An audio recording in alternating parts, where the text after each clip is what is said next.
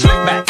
No, no, slick back. That's what I said. Slick back. No, nigga, I'm a pimp named Slick back. Pimp named Slick back. Pimp named, pimp named, pimp named Slick back.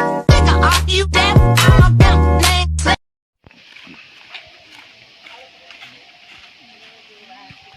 Halo teman-teman, sekarang kami sudah berada di kampus Bambu dan kami akan mewawancarai salah satu petugas yang ada di sini. Apa kabar? Saya harap baik-baik saja. Pada hari ini, kami siswi SMP Kartini Mataloko, khususnya kelas 8A, kelompok 2, mendapatkan tugas mewawancarai suatu tempat. Dan kami memilih Yayasan Bambu Lestari sebagai tempat untuk diwawancarai. Kini kami telah berada di Yayasan Bambu Lestari dengan tujuan ingin mewawancarai pemilik Yayasan Bambu Lestari dan ingin mengenal lebih dalam tentang Yayasan Bambu Lestari. Tanpa berlama-lama, kami langsung saja mewawancarai pemilik Yayasan Bambu Lestari.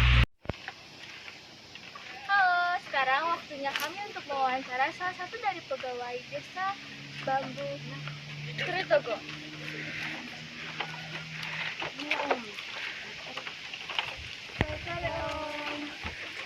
Sebelum kita memulai wawancaranya, kami minta waktu kita sedikit.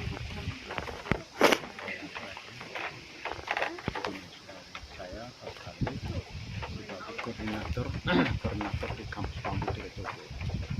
Di sini kampus Bambu Tritogo ya, tidak sampai disebut salah. Jadi saya Pak Khalid sebagai koordinator kampus Bambu Tritogo. Kalau saya salah satu siswa SMP Kartini Mataloko, khususnya kelas 8A. Nama lengkap saya Maria Karista Deyangi, biasa disapa Ristani. Nama saya Julita Mentiboko, biasa dipanggil Julita. Selanjutnya kita masuk ke tahap wawancara. Saya ingin bertanya, di mana alamat lengkap dari kampus Bambu Tritogo? Kalau alamat lengkap dari kampus Bambu Tritogo ini itu alamatnya Tritogo, Desa Bogo, Kecamatan Golera, Kabupaten Ngada ya. Siapa sih pemilik dari kampus Bambu Tritogo ini? Yang dari pemilik ini adalah yayasan ya, milik yayasan Bambu Lingkungan Lestari. Yang milik yayasan itu diketuai oleh Ibu Monika Tanuhandari. Kantor pusatnya di Bali dan kita di sini merupakan salah satu bagian daripada yayasan yang bergerak di bidang pendidikan. Kapan kampus Bambu Tritogo ini dibangun? Kalau kampus Bambu ini dibangun itu kalau bangunan awal sekitar tahun 2019 ya. 2019 dibangun dan kita mulai persiapkan dan praktisnya baru tahun 2021 kita baru mulai aktivitas. Lalu kapan kampus Bambu Tritogo ini diresmikan? Kalau ini diresmikan tahun 2021 oleh Gubernur ya, oleh Gubernur Sumbar. Nah sebentar bisa foto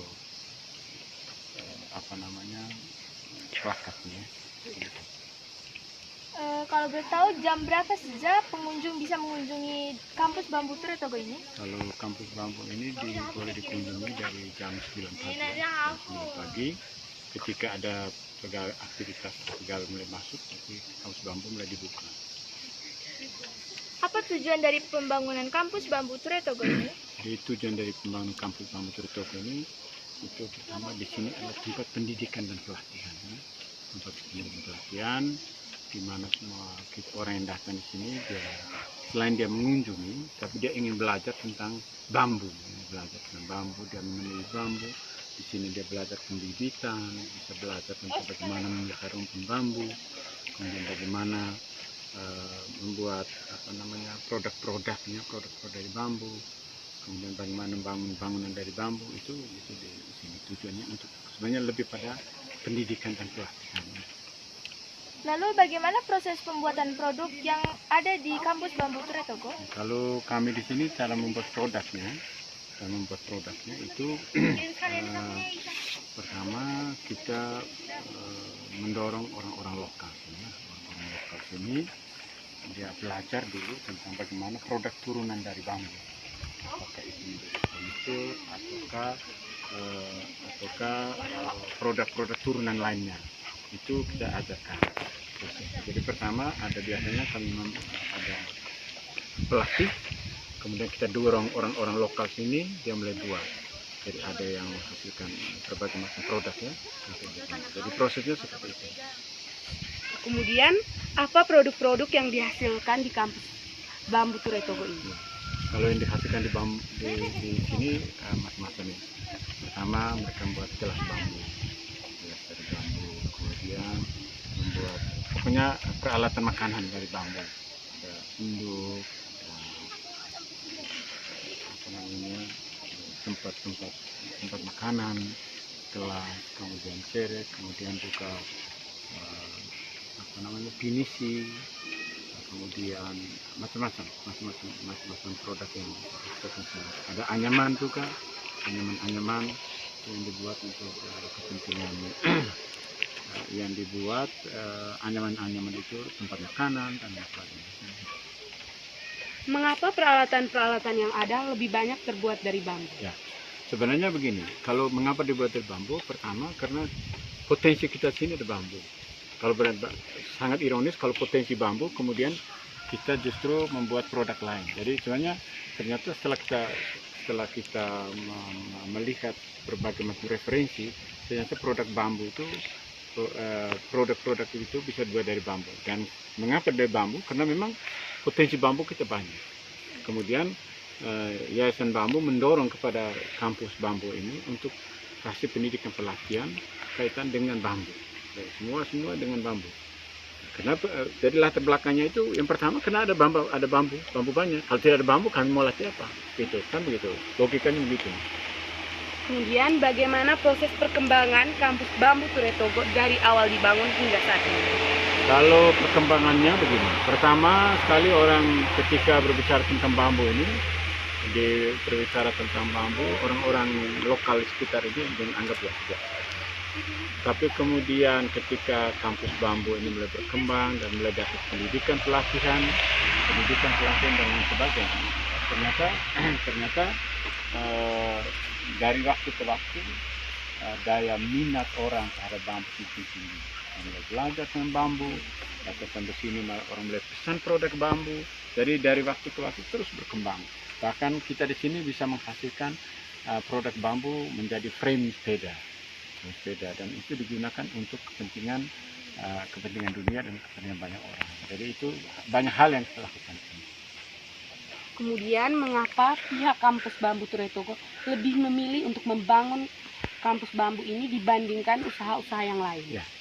Kenapa kami lebih memilih? Tadi sebenarnya jawaban tadi. Mengapa lebih memilih bambu? Karena kampus bambu ini dia dibangun di tengah hutan bambu. Kemudian di tengah hutan bambu, maka kita memilih usaha bambu. Ironisnya kalau kita bikin usaha lain di tengah hutan bambu. Jadi sebenarnya pendekatan potensi bambu yang ada ini itu yang menjadi penting. Nah, kenapa pendekatan potensi? Makanya kami lebih banyak memilih bambu. Apa ada dampak positif dari pembangunan kampus Bambu Ture Togo? Oh, dampaknya sangat besar. Jadi dengan adanya pembangunan kampus Bambu Ture Togo ini, itu menjadi daya tarik tersendiri, yaitu di mana presiden bisa datang, kan gitu. Presiden datang tuh kena bambu. Presiden datang bukan apa-apa, datang kena bambu. Kemudian dampak ikutan lainnya adalah orang mulai belajar tentang bambu. Itu sangat besar. Jadi tidak mungkin kalau usaha lain. Presiden datang kemarin sejak Indonesia merdeka, presiden yang datang ke sini itu hanya karena bambu. Dan itu semakin kami mendirikan kampus bambu. Apakah ada nilai ekonomi dari pembangunan kampus Bambu Ture Togo ini? Oh, sangat punya nilai ekonomi. Karena yang pertama, dengan adanya kampus bambu ini, kami mulai melatih orang-orang kampung sini, dia bekerja sini, kemudian dia mendapatkan uang, nilai ekonomis. Yang kedua, produk-produk bambu ini kalau dibiarkan saja begini, nilai ekonomi sangat rendah atau tidak nilai. Tapi kemudian membuat produk-produk mempunyai nilai ekonomi dan itu meningkatkan pendapatan masyarakat. Yang ketiga, kami kasih latih orang untuk pembibitan seperti yang di bawah ini. Kemudian mereka menjual bibit, jadi ada nilai ekonomisnya. Sekian hasil wawancara kami dari siswa SMPS Kartini khususnya kelas 8A bersama Om Pasralis di kampus Bambu Ture Togo ini. Terima kasih Om sudah Terima kasih, menyempatkan Om. waktu Terima kasih. untuk kami wawancara. Terima kasih banyak.